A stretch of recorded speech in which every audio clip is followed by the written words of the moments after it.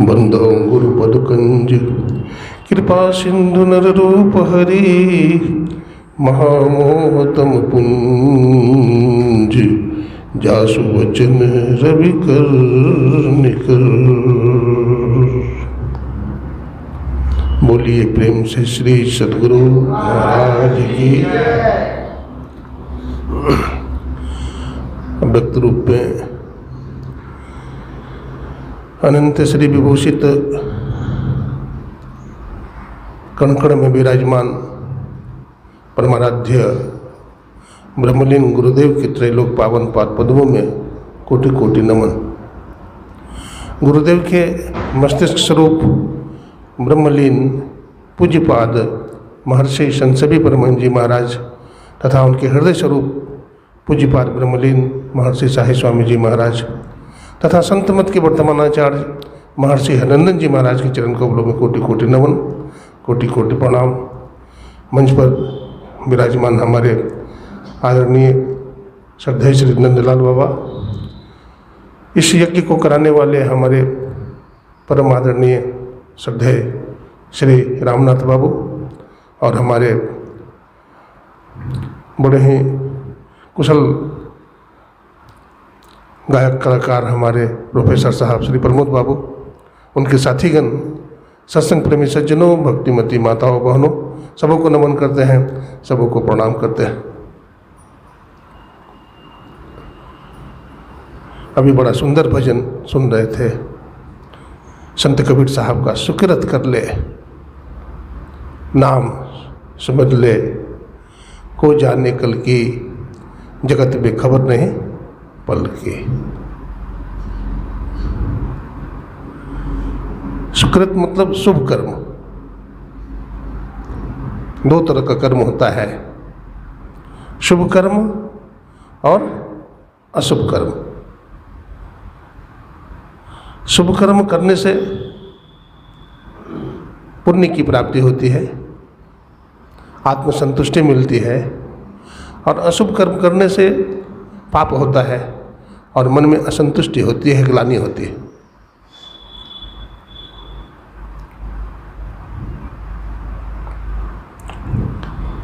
मनुष्य पूरा जीवन इस संसार में, इस संसार की उलझन में व्यस्त रहता है। उपनिषदकार ने लिखा है, कश्चित धीरा प्रत्यगानात्मात्म मक्षत दावडिक चक्षु बुद्धत्व बिच्छन। कोई कोई धीर पुरुष, कोई कोई ज्ञानी पुरुष अपने नेत्र को बंद करने वाला होकर अपने अंदर का जो अमृत है उसको पान करते हैं। अमृत है कहाँ जिसे हम पान करें? वो अमृत अपने भीतर है, अपने अंदर है, और पीने की कला संत सद्गुरु बताते हैं।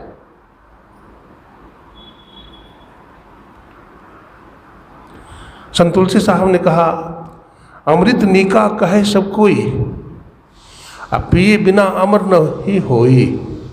सब अमृत बातन की बात, अमृत है संतन के पास। दरिया अमृत नाम अनंत, जाको पी पी अमर भय संत। आप जानते हैं कि समुद्र का मंथन हुआ था। क्यों मंथन किया गया समुद्र का? तो हमारे ऋषि मुनियों, देवी देवताओं ने विचार किया कि शांति कहाँ है, सुख कहाँ है, चैन कहाँ है, आनंद कहाँ है। तो शांति की खोज के लिए, अमृत की खोज के लिए देवताओं ने, दानवों ने क्या किया? समुद्र का मंथन किया। तो समुद्र का मंथन जब हुआ तो 14 रत्न निकला था। उसमें लक्ष्मी जी भी निकली थी, जिसे भगवान विष्णु को दिया गया। ऐरावत हाथी निकला था, जो कि इंद्र को दिया गया। उसमें से विष भी निकला था, जिसको कोई पीना नहीं चाहा। अब ऐसा विष कि संपूर्ण धरती के जीवों को नष्ट कर दे, ऐसा हलाहल विष जब कोई पान नहीं किया तो महादेव भगवान शंकर ने उसको धारण कर लिया। कहाँ धारण किया था जानते हैं? ऋषिकेश है, ऋषिकेश से आगे एक पर्वत है, उसी पर्वत पर भगवान शिव ने उस अमृत हलाहल अमृत का पान किया। विष को तो अभी कंठ में धारण किए हैं।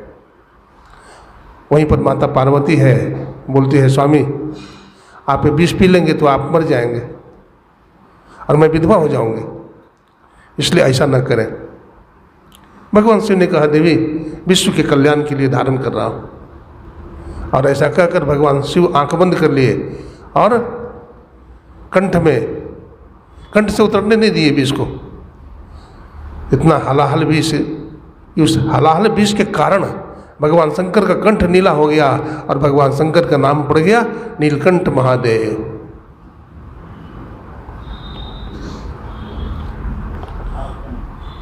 उस विष को धारण कर लिया भगवान शंकर ने जगत कल्याण के लिए।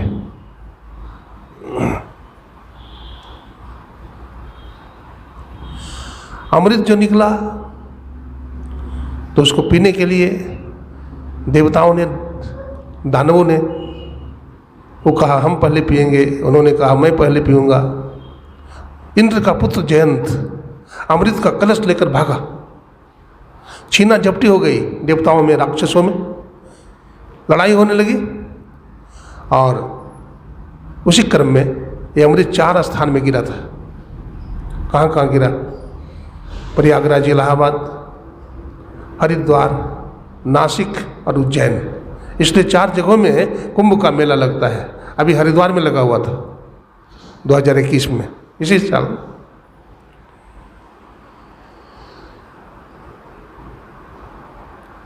भक्त लोग उस अमृत को ढूंढने जाते हैं।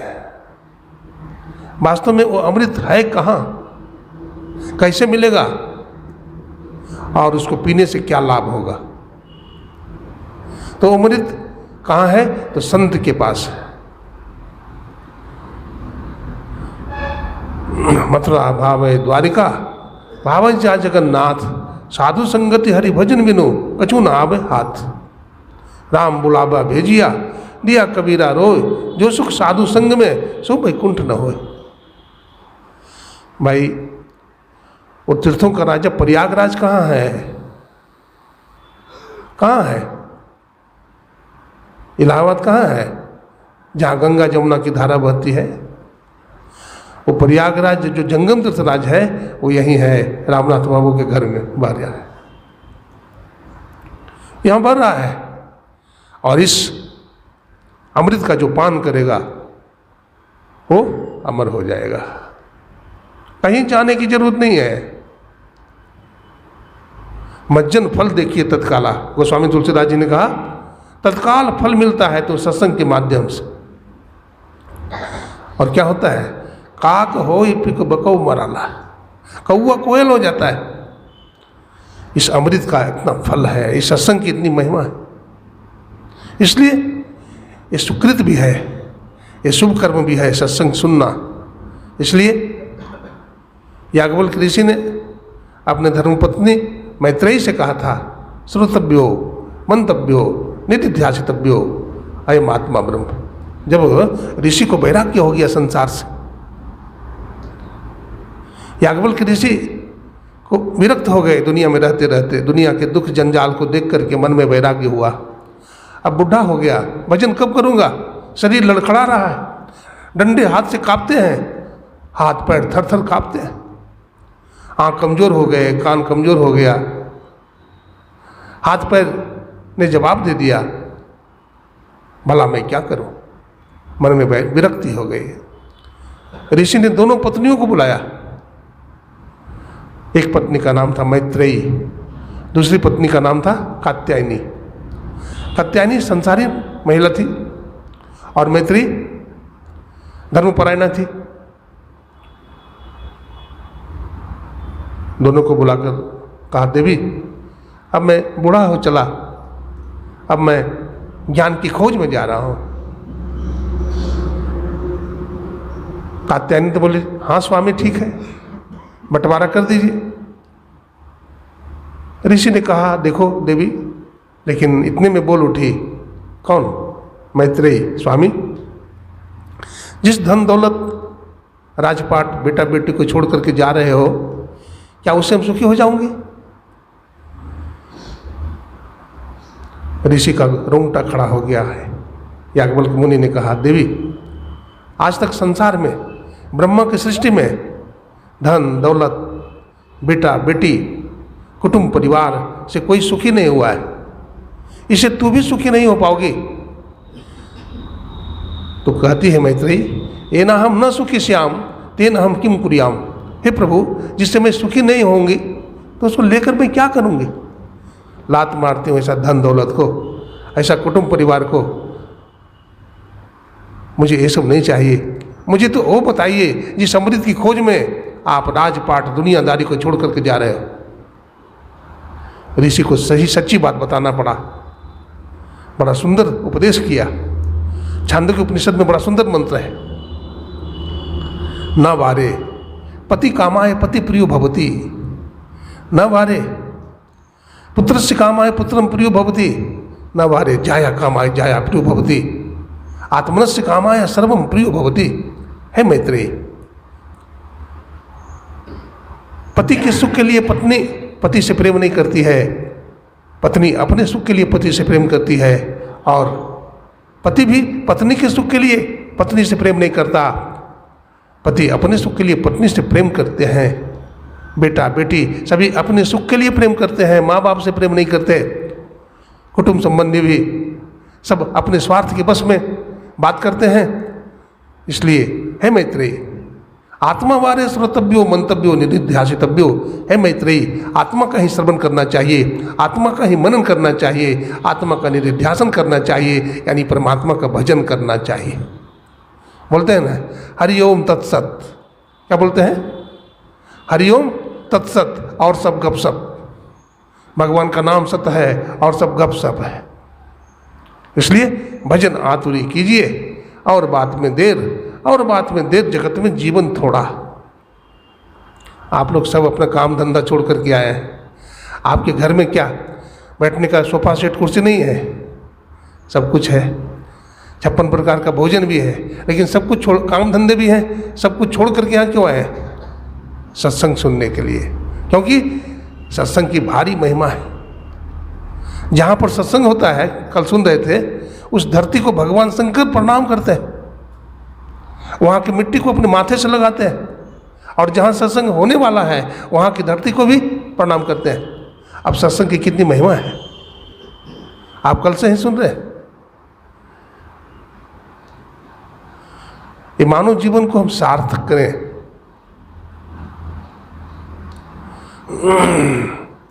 आहार निद्रा भय मैथुनंच सामान्य में तत् पशुभिर नराणाम ज्ञानम नराणाम अधिकम विशेषो ज्ञाने नहीं ना पशुभिर समाना। आहार भोजन करना, निद्रा सोना, भय डरना, मैथुनन सृष्टि करना, संतान उत्पन्न करना, ये सब काम तो पशु पक्षी भी करते हैं। अब मनुष्य होकर भी हम इतना ही काम में लगे रहें तो मानव शरीर की विशेषता नहीं हुई। मानव शरीर की विशेषता नहीं हुई। कहते हैं फिर विशेषता किस में है? तो दूसरी कड़ी में कहते हैं ज्ञानम नराणाम अधिकम विशेषो।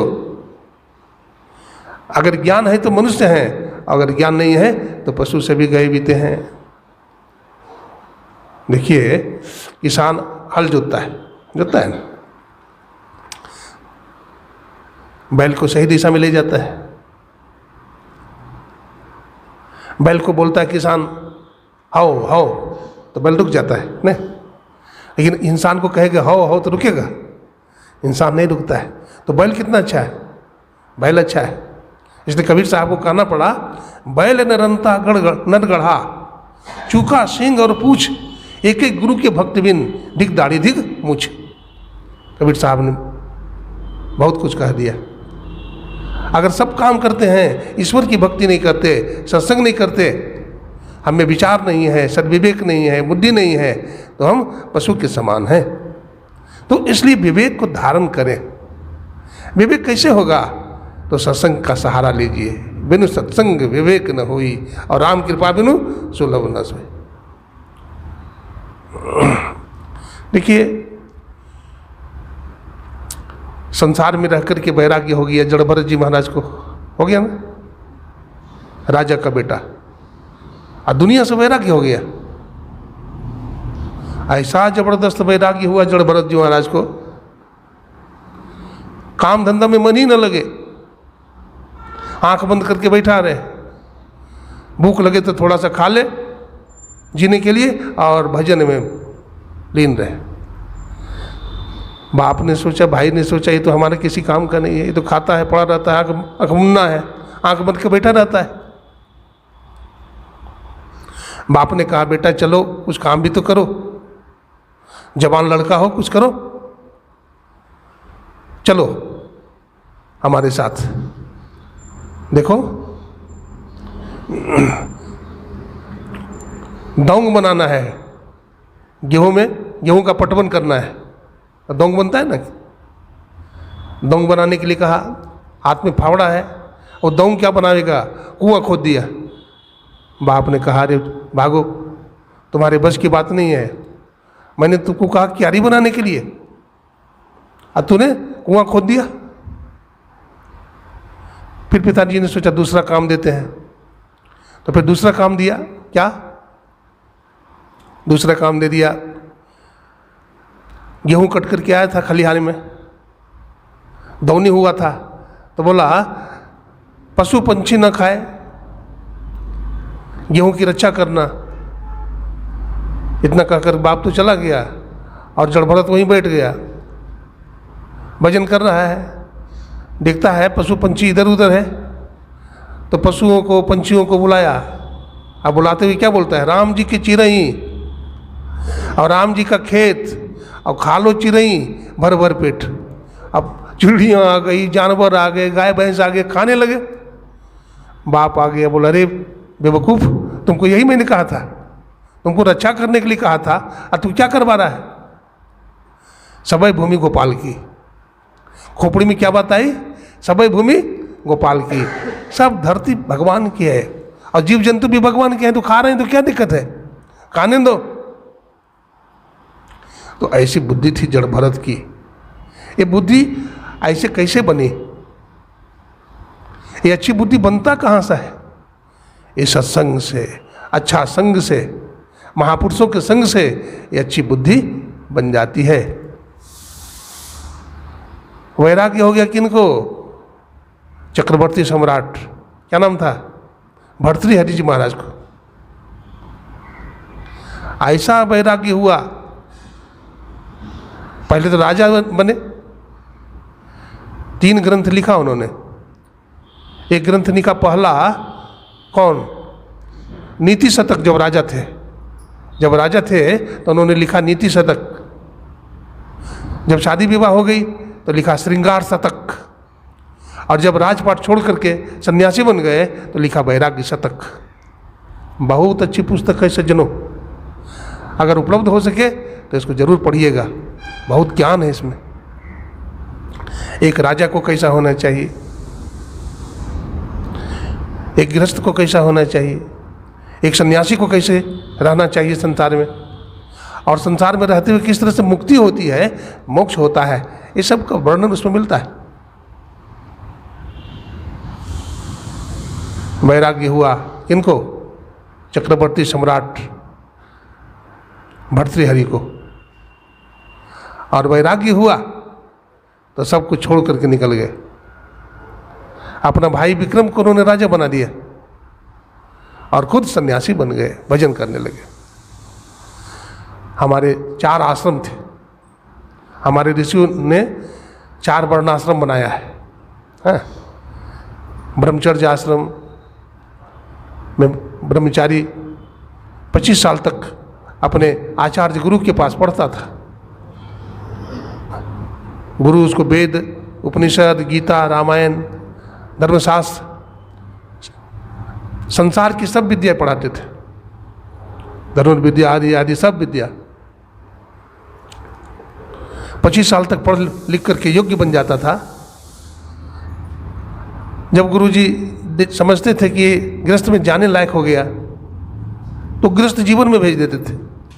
25 साल तक ब्रह्मचर्य का पालन जो किया, अब गृहस्थ में जाओ, शादी विवाह होती थी, संतान होता था, बच्चों का पालन करता था और बच्चा को पढ़ा लिखा कर योग्य बनाकर फिर वानप्रस्थी जीवन लेते थे। हाँ, तो 50 साल तक गृहस्थ जीवन में,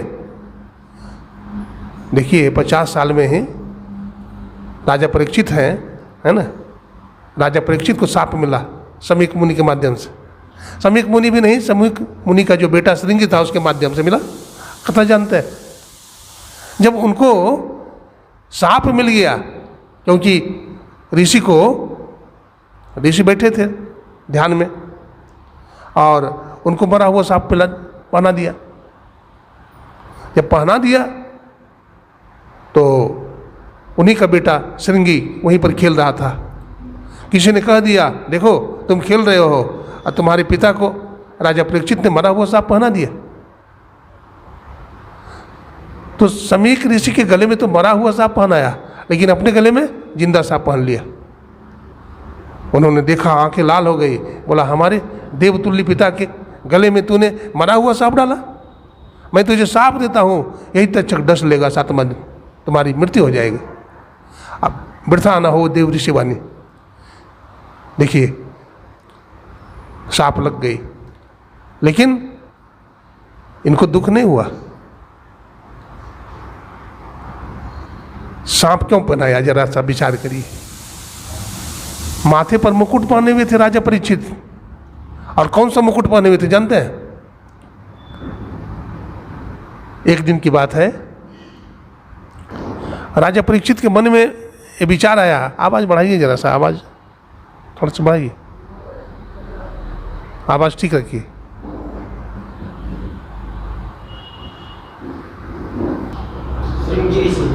हाँ, श्रृंगी ऋषि ने पहनाया, हाँ, राजा परीक्षित को। हाँ, राजा परीक्षित का मतलब क्या होता है? जो चारों तरफ देखे, जो विचारवान है वो परीक्षित है। अब तो ऋषि ने शाप दे दिया, घबराया नहीं, धैर्यवान था। मनुष्य को घबराना नहीं चाहिए, मुसीबत में घबराना नहीं चाहिए। साहसी हैं,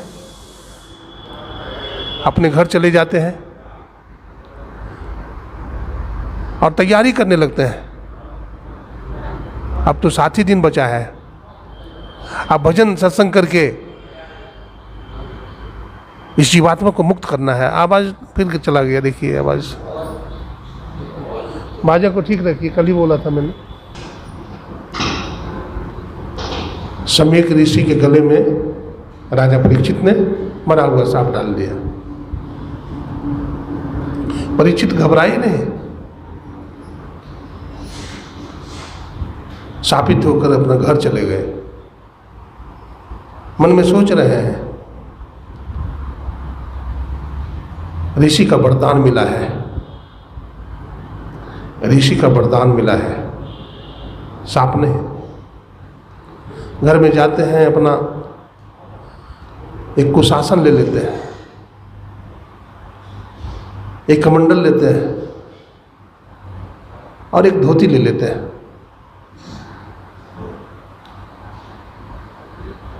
उनकी धर्मपत्नी पूछती है, स्वामी कहाँ जा रहे हैं? तो मैं भजन करने जा रहा हूँ। बोला क्या हुआ? किसी ने कुछ कहा? नहीं नहीं, किसी ने कुछ नहीं कहा, मैं अपनी इच्छा से जा रहा हूँ। तो अभी कौन आए थे? बोला एक दूत आया था। उन्होंने क्या कह दिया? बोला कुछ नहीं कहा, एक चिट्ठी आई थी, उसमें वरदान लिखा था। बोला क्या? वो चिट्ठी लिखा हुआ था समीक ऋषि का। राजा परीक्षित, हमारा बेटा श्रृंगी ने तुझे शाप दे दिया है, 7 दिन में तुम्हारी मृत्यु हो जाएगी। अपनी मृत्यु से छूटने के लिए जो भी सत्कर्म करना हो सो कर लेना।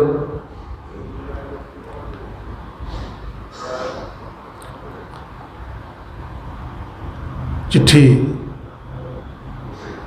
को अपने पत्नी को दिखाया, बोला ऋषि ने हमें वरदान दिया है, ब्रह्मा की सृष्टि में कोई ऐसा कह नहीं सकता कि हम एक क्षण हमारी सांस अंदर गई है तो बाहर आएगी कि नहीं, हम कब मर जाएंगे इसका कोई ठिकाना नहीं है। लेकिन ऋषि ने कहा तू 7वां दिन मरेगा, हमारे पास 7 दिन का समय। देखिए ऋषि के गले में सांप पहनाना रहस्यात्मक बात है। राजा परीक्षित ने क्यों पहनाया? प्यास लगी थी, पानी मांगा था, तो उनकी तो सच्ची समाधि लगी थी ना, असली समाधि, नकली समाधि नहीं थी, असली समाधि। पहना दिया, गुस्सा में भी था कि हम राजा की, हम महात्मा की इतनी सेवा करते हैं, आज मुझे पानी की जरूरत पड़ी तो पानी नहीं पिला रहा है। ये महात्मा की समाधि असली है कि नकली, जरा जांच ले। ये असली समाधि लगा कर बैठा है कि नकली है? देखिए एक बात है, समीक ऋषि की समाधि असली थी कि नकली? बताइए। असली थी, लेकिन राजा ने समझा नकली। याद रखिए, अगर असली को नकली समझ लीजिएगा तो बड़ा घाटा होगा, और नकली को असली समझिएगा तो भी बड़ा घाटा होगा। दोनों तरफ घाटा है। असली को नकली मत समझिए और नकली को असली भी मत समझिए। राजा ने क्या समझा? नकली समाधि है, और परिणाम क्या हुआ? 7वें दिन मौत बुला लिया। लेकिन राजा परीक्षित घबराया नहीं। हर जीव परीक्षित है, इस संसार में हर जीव क्या है? परीक्षित है। परीक्षित का मतलब है जो विचारवान है, जो चारों तरफ देख करके बूझ समझ के काम करता है, विवेक पूर्वक कार्य करता है। परीक्षित जाते हैं गंगा जी के किनारे, गंगा जी में स्नान करते। शुक्रताल है, जगह का नाम क्या है? शुक्रताल। ये मुजफ्फरनगर में है। मुजफ्फरनगर से थोड़ा सा आगे, कुछ किलोमीटर आगे है, वहाँ गंगा जी है। पीपल के गाछ के नीचे राजा परीक्षित गंगा जी के किनारे में स्नान करते हैं, अपने कुशासन पर बैठते हैं और ध्यानस्थ हो जाते हैं। जरा विचार करिए, जिस राजा परीक्षित की रक्षा महायोगेश्वर भगवान श्री कृष्ण ने उस उत्तरा के गर्भ में जाकर किया, आज उस पर काल है। आज उस पर क्या है? काल है। भगवान श्री कृष्ण को चिंता हुई कि जिसकी रक्षा मैंने उसके माँ के गर्भ उत्तरा में किया, जो बाण मारा था, तो भगवान श्री कृष्ण ने सुदर्शन चक्र सबको काटा। आज उसकी मौत है। सुखदेव मुनि परम वैरागी हैं, जो 12 साल तक माया के डर से माँ के गर्भ में रह गए। परीक्षित व्यासनंदन है, व्यास जी के क्या है? बेटा है। और भागवत के परम अधिकारी हैं। राजा जनक जी महाराज ने परीक्षा लेकर के प्रमाणित कर दिया कि भागवत का वक्ता कौन होगा? राजा परीक्षित। राजा परीक्षित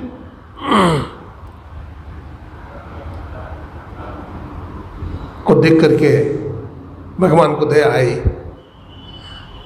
सुखदेव मुनि समाधि में बैठे हैं, तो सुखदेव मुनि को प्रेरित करते हैं भगवान श्री कृष्ण, सुखदेव जी जाइए, राजा परीक्षित की मृत्यु है, आप उनको भागवत की कथा सुनाकर मुक्ति प्रदान कीजिए। समाधि को तोड़ करके जाते हैं। कौन? शुकाचार्य सुखदेव मुनि। जब वहाँ परम वितरागी वैरागी हैं, कौपीन बनता कलु भाग्यवंता, कौपीन भी नहीं पहने हुए और 16 साल की उम्र है, बाल बिखरे हुए हैं, कोई श्रृंगार नहीं है शरीर में, जा रहे हैं। बतलाते हैं व्यास जी महाराज पीछे पीछे बेटा बेटा करके दौड़े जा रहे हैं। बेटा सुनो, बेटा रुक जाओ। वो तो कुछ बोलते ही नहीं है, जा रहे हैं। कौन किसका बाप, कौन किसका बेटा, यहाँ ना कोई किसी का बाप ना कोई बेटा। देखिए जब अभिमन्यु की, जब अर्जुन स्वर्ग गए ना, स्वर्गलोक, तो अभिमन्यु की मृत्यु हुई तो वो भी स्वर्गलोक ही गए थे। तो वहाँ जब जाते हैं तो अभिमन्यु को देख करके दौड़ने लगा अर्जुन, बेटा बेटा का करके। तो अभिमन्यु भागा वहाँ से। अब बोलता है कौन किसका बाप, कौन किसका बेटा, यहाँ कोई किसी का बाप नहीं, कोई किसी का बेटा नहीं। तुम एक जन्म में हमारे बाप रहा, मैं 25 जन्म तक तुम्हारा बाप था। Child is the father of man. मैं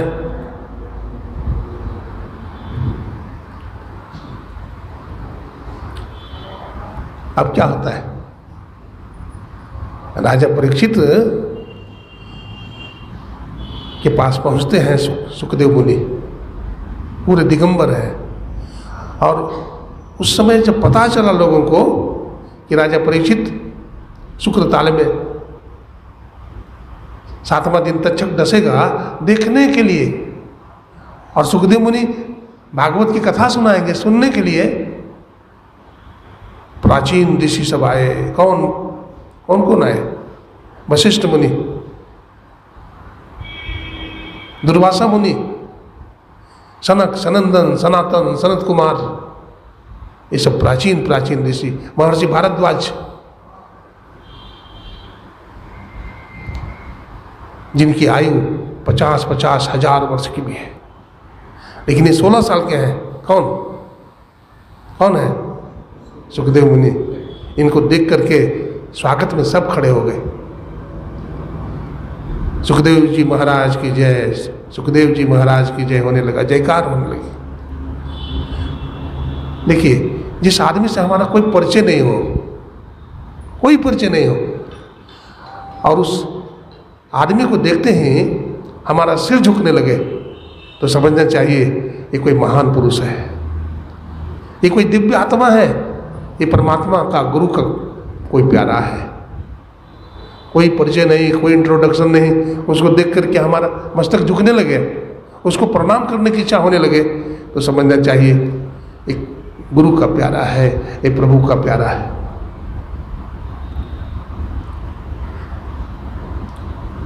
अब कथा सुनाने लगते हैं। कौन? सुखदेव मुनि राजा परीक्षित को 88,000 सौनकादि ऋषि सुन रहे हैं कथा।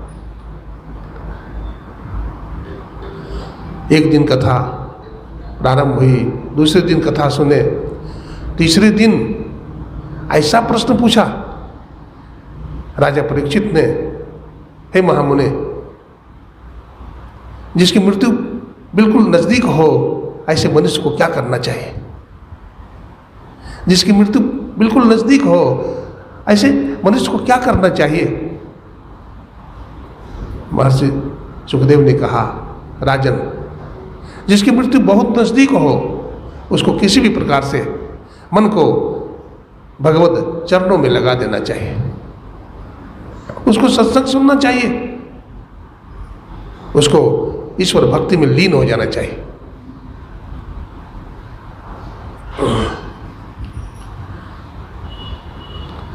क्या होता है, ये सुनते सुनते ऐसे गंभीर हो गए, है ना, गहराई में उतर गए और समाधि लगने लगी। सत्संग सुनते सुनते समाधि लग जानी चाहिए। सत्संग के समय लाख काम उठना नहीं चाहिए, क्योंकि सत्संग से बढ़कर के दुनिया में कोई काम नहीं। राजा जनक जी उदाहरण है। राजा जनक जी को सुखदेव मुनि ही सत्संग सुना रहे हैं। अब बतलाते हैं, आग लग गया, राजभवन जलने लगा, पूरा राज्य। एक दूत आया, बोला महाराज 4 आना जल गया, कुछ नहीं बोले। फिर दूसरा दूत आ गया, बोला महाराज अब तो आधा जल गया, 8 जल गया। बोले अभी सत्संग कर रहा हूं। तीसरा दूत आया, महाराज अब तो 3 भाग जल गए, कुछ नहीं बोले। बोला महाराज अब तो 4था भाग भी जला जा रहा है। बोला अभी सत्संग थोड़ा बाकी रह गया है। क्या बोलते हैं, मेरा कुछ नहीं जलता रे जले मिथिला नगरी। हाँ? हमारा कुछ नहीं जलता है, ये मिथिला नगरी जल रही। देखिए हम शरीर नहीं है, हम शरीर में रहने वाला चेतन तत्व आत्मा है, लेकिन शरीर को ही सब कुछ मान लिए, इसलिए हम दुखी हो गए। इस शरीर को अपना नहीं मानिए। देखिए ये शरीर 5 तत्व से बना है। चिति जल पावक गगन समीरा, पंचरचित इन अधम शरीरा। मंगल भवनय मंगलहारी, उमा सहित जेहि जपत पुरारी। अब प्रभु कृपा करो यही भांति, सब तज भजन करऊ दिन राति।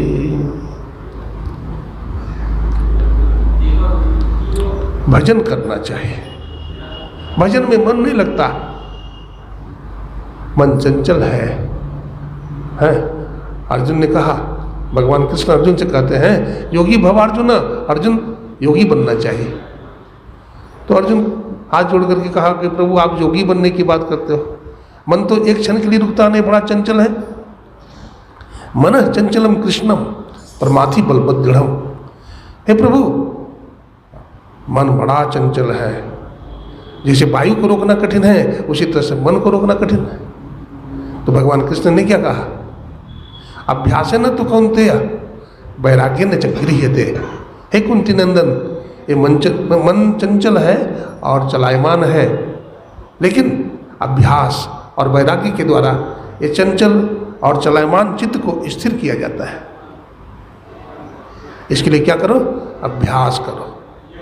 हमारे गुरु महाराज ने कहा ध्यानाभ्यास करो सद सद ही चातक दृष्टि बनाइयो। ध्यान का अभ्यास करो। कोई बोलते हैं ना क्या कर रहे हो, तो हम लोग बोलते हैं ध्यान कर रहे हैं। ध्यान करना बहुत कठिन है, हम लोग अभ्यास कर रहे हैं, ध्यानाभ्यास कर रहे हैं, ध्यान नहीं कर रहे हैं। ये मन भागता है, भागना मन का स्वभाव है। ये मन चंचल है, ये भागता है। तो चंचल मन को कैसे रोके, तो कहता अभ्यास करो। ये मन भागता है, इसको पकड़ो और फिर जप में लगा दो, फिर भागा फिर लगाओ, फिर भागा फिर लगाओ। इस तरह से करते करते करते करते ये मन बस में हो जाएगा। ये मन हार मान लेगा। मन को हारे हार है और मन को जीते जीत। तो ये मन को काबू में करना है। ये वैराग्य की बात सुन रहे थे। जीवन में ज्ञान वैराग्य अगर आ जाए तो जीवन का दुख दूर हो जाता है, लेकिन ज्ञान वैराग्य नहीं होता। ये संपूर्ण संसार स्वार्थमय है, स्वार्थी। एक मैं कहानी कह रहा हूँ, ध्यान से सुनिए। एक सत्संग मंदिर था, तो उसमें एक युवक जाता था महात्मा जी के पास, सत्संग सुनता था, ध्यान भी करता था, सेवा करता था। तो महात्मा जी बहुत खुश रहते थे उससे। एक दिन की बात है, वो लड़का ने महात्मा जी से कहा, महाराज जी अब कल से मैं नहीं आऊँगा। बोला क्यों बेटा? बोला आज जो है हमारे घर में हमें देखने के लिए आ रहे हैं, हमारी शादी होगी, इसलिए मैं अब नहीं आऊँगा। महात्मा जी ने कहा बेटा देखो, शादी विवाह अपनी जगह पर है और सत्संग अपनी जगह पर है, आना। बोला नहीं, आप तो महात्मा हैं इसलिए ऐसी बात कहते हैं, आपको दुनिया का कुछ पता नहीं ना है। हमारी माता है, पिता है, हमारी पत्नी घर में आएगी, हम कैसे आएंगे, हमें बहुत काम है। कहा नहीं बेटा, मैं सत्य कहता हूँ, तुम सत्संग में जरूर आना। शादी विवाह हो गया, महीनों नहीं आया। महीना के बाद एक दिन पति पत्नी दोनों महात्मा जी को प्रणाम करने आया। महात्मा जी ने आशीर्वाद दिया। बोला बाबा अब नहीं आ पाऊंगा। महात्मा जी ने कहा बेटा सत्संग आना, देखो सत्संग छोड़ना नहीं चाहिए, काम भी करो और सत्संग भी करो।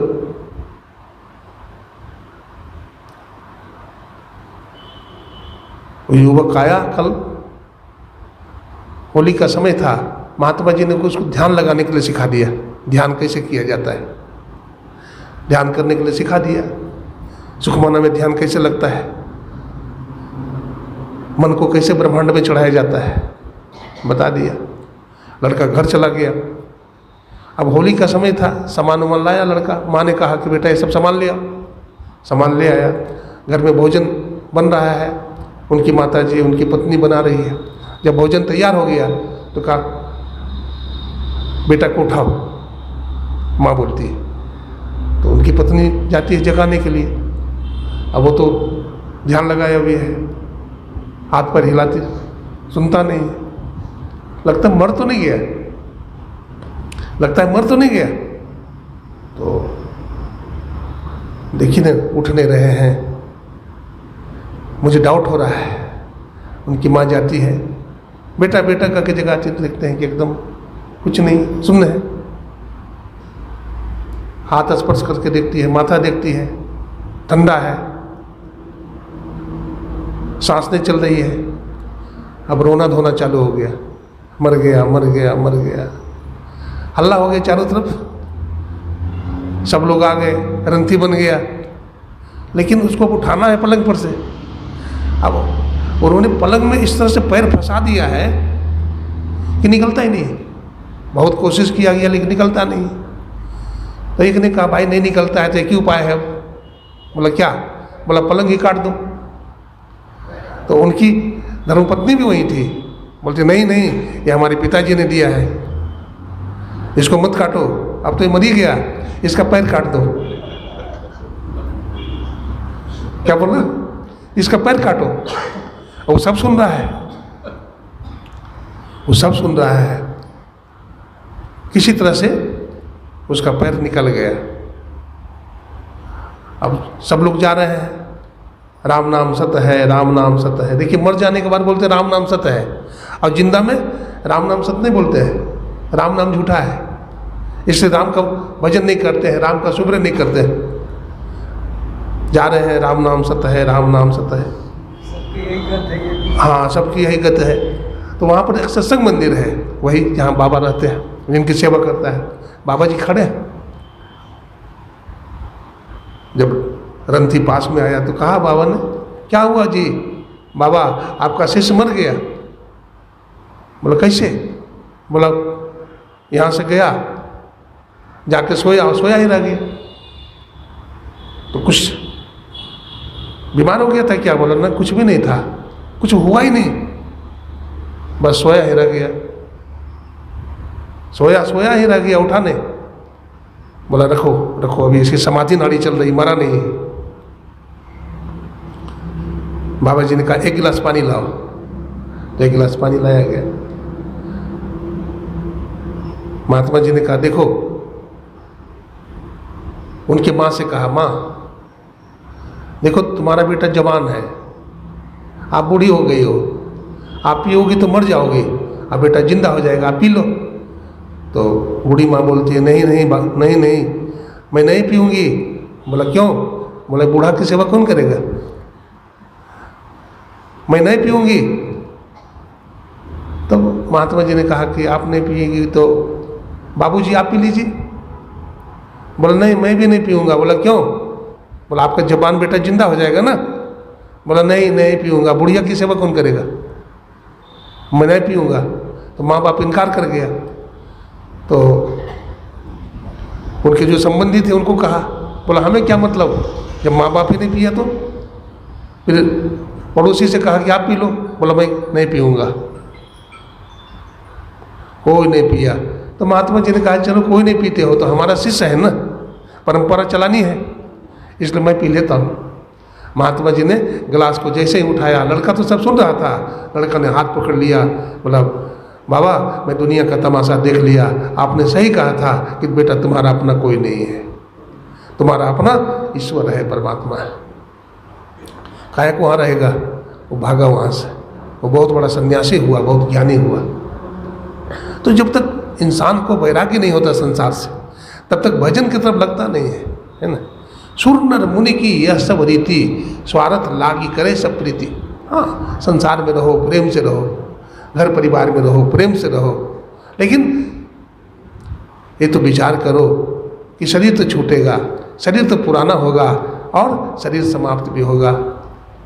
जीवात्मा शरीर से निकल जाएगा, लेकिन आत्मा अजर अमर है, आत्मा मरती नहीं है। इसलिए भगवान महावीर ने कहा आत्मानम विद्धि, अपनी आत्मा को जानो।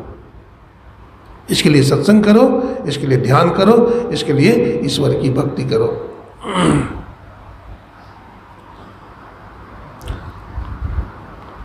तो अभी कथा के प्रसंग में सुन रहे थे आप राजा परीक्षित और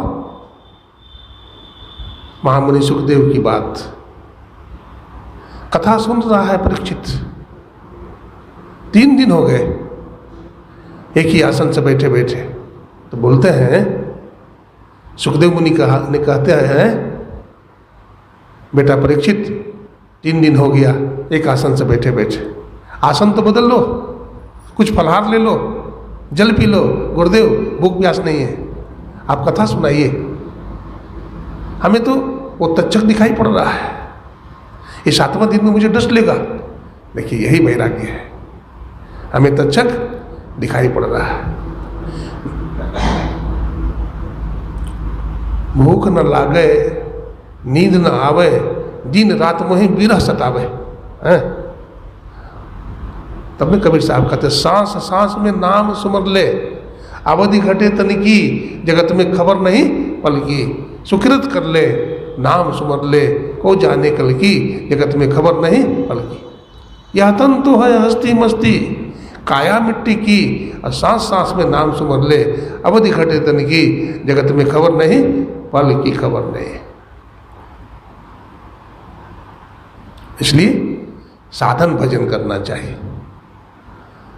ध्यान में बैठे तो कुछ भी पता न चले। ये कब होगा?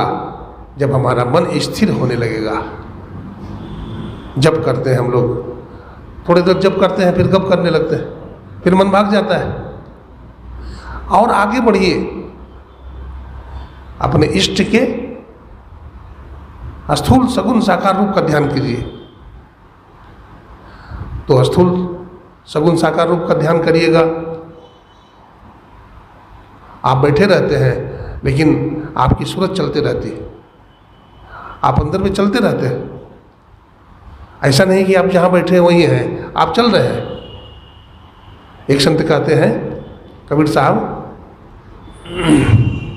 बैठे ने रास्ता काटा और चलते ने बाट न पाई, हाई कुछ रहनी गहनी की बाता, बैठा रहे चला पुनी जाता। तो योगी लोग बैठे बैठे चलते हैं। बैठे बैठे कैसे चलते हैं? तो सूरत चलती है। गुरुदेव लिखते हैं पदावली में, सूरत ठहरानी रहे आकाशा, अतिल खिड़की में निष्दिन बासा। तो बैठने की कला भगवान कृष्ण बताते हैं अर्जुन से कैसे बैठना चाहिए। उद्धव जी महाराज भी पूछते हैं, भागवत पढ़िए, कैसे ध्यान करना चाहिए। तो भगवान कृष्ण बतलाते हैं, सम आसन आसीन,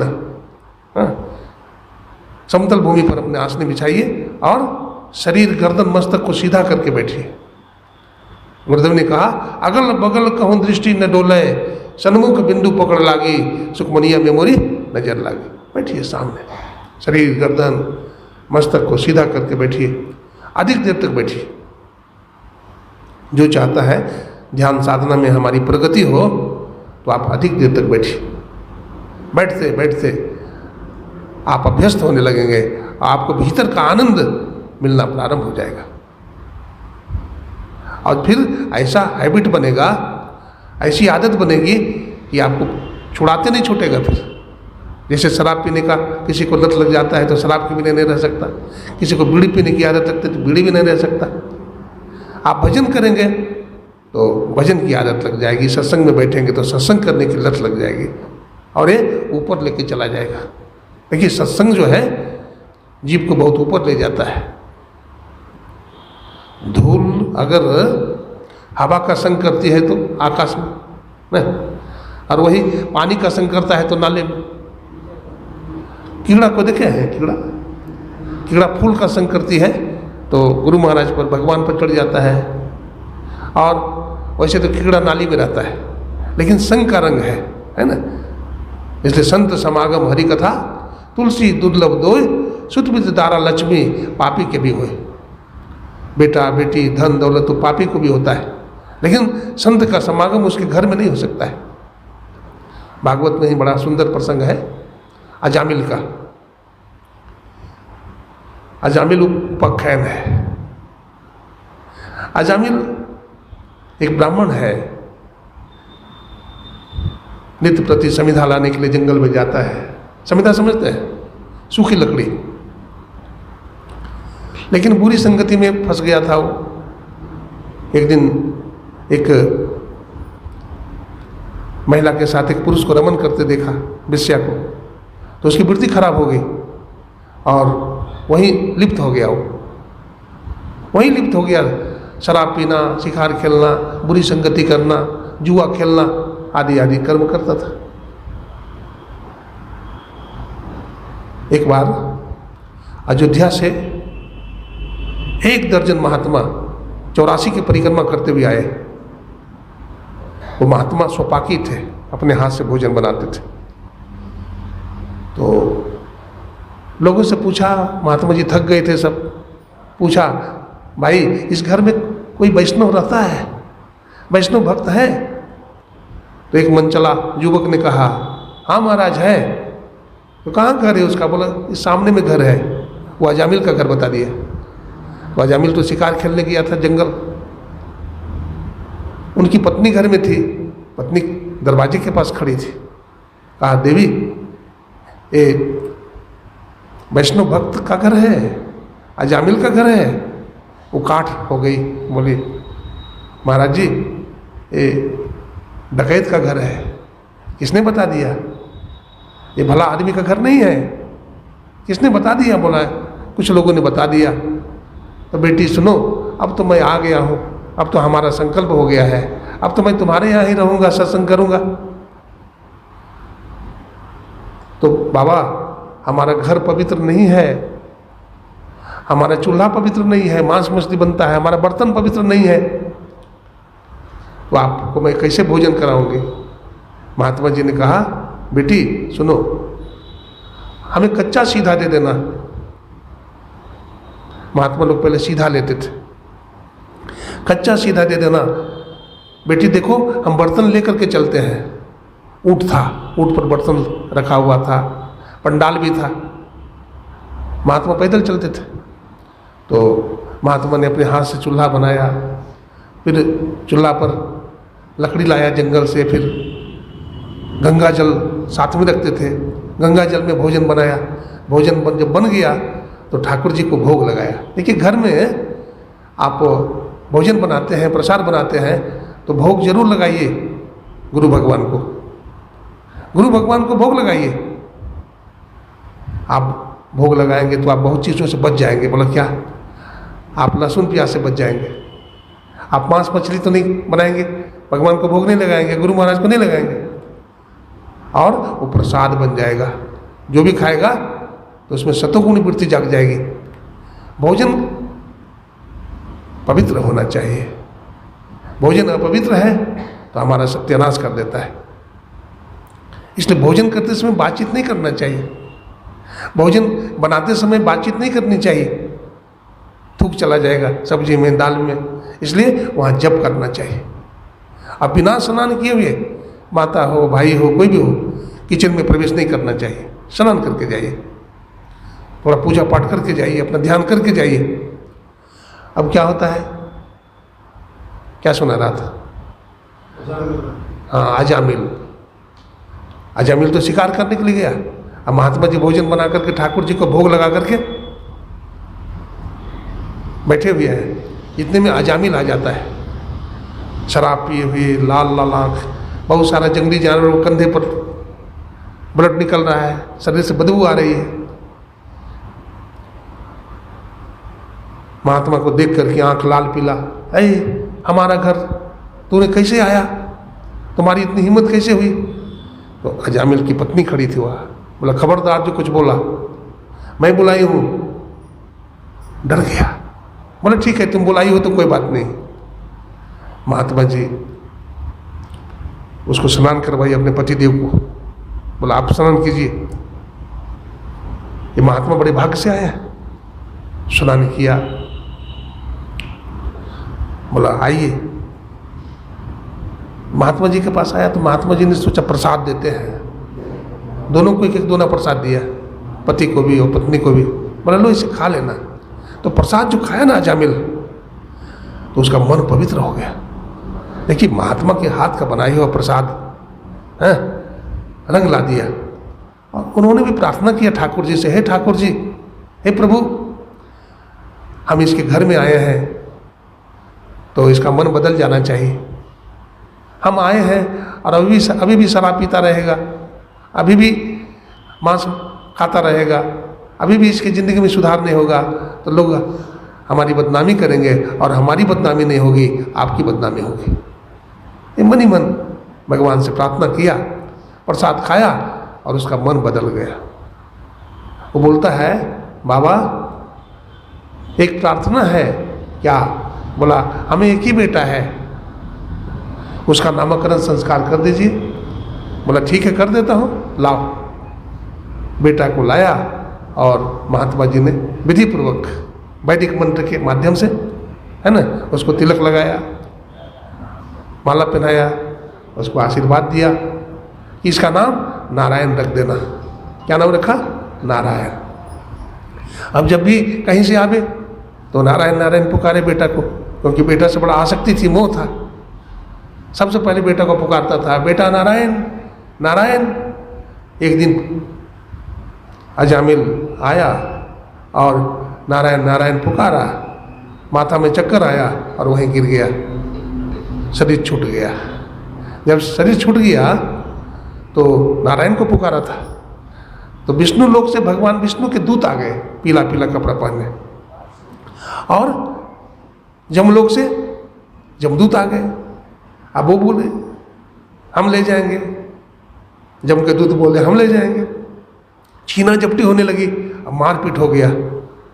ऐसा गंभीर लड़ाई हुई कि बतलाते हैं विष्णु के दूतों ने जमदूतों को मार मार करके भगा दिया, और अजामिल को लेकर विष्णु लोक चला गया। देखिए संग का कैसा रंग लगता है, हाँ? जैसा पीबे पानी वैसा बोले वाणी, जैसा खावे अन्न वैसा होवे मन। तो अच्छी संगति हम करें, है ना, अच्छी संगति करेंगे तो हमारा कल्याण हो जाएगा। प्रेम से श्री सद्गुरु महाराज की जय। अब आरती किया जाए।